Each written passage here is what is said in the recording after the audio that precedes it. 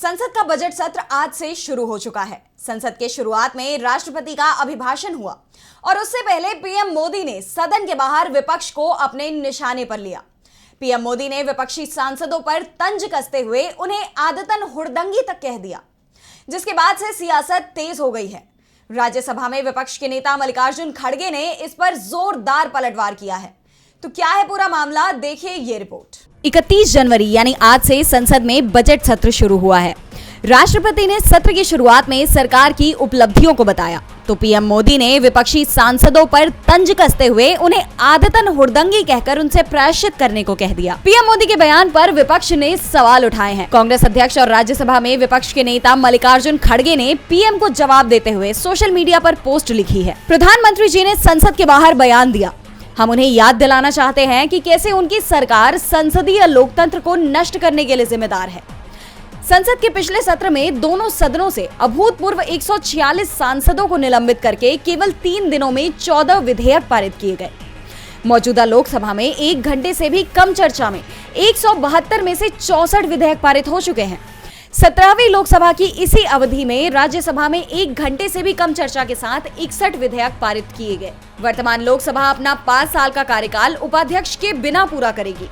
ये पद पारंपरिक रूप से विपक्षी सदस्य के लिए आरक्षित है।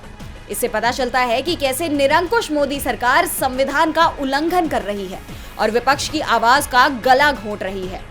17वीं लोकसभा जो 9 फरवरी को समाप्त होने वाली है, अपने पूरे 5 साल का कार्यकाल पूरा करने वाली सभी लोकसभाओं की तुलना में सबसे कम दिनों तक बैठेगी। ये बताता है कि कैसे मोदी सरकार संसदीय लोकतंत्र को नष्ट करने पर तुली हुई है। प्रधानमंत्री द्वारा रिकॉर्ड संख्या में विधेयक पारित करने के सभी दावों के लिए उनके पहले कार्यकाल में दोनों सदनों द्वारा 179 विधेयक पारित किए गए और उनके दूसरे कार्यकाल में 213 विधेयक पारित किए गए, जो भाजपा के व्यापक व्यवधान के बावजूद यूपीए 1 के तहत पारित 297 विधेयकों और यूपीए 2 के तहत पारित 248 विधेयकों से कम है। पिछले 2 दशकों के आंकड़े बताते हैं कि संसद में सबसे अधिक व्यवधान 15वीं लोकसभा 2009 से 2014 के दौरान हुए, जब भाजपा प्रमुख विपक्षी दल थी। तो ये भाजपा ही है जिसने संसद का अपमान किया है, विपक्ष नहीं। लोकतंत्र संकट में है, सौजन्य भाजपा।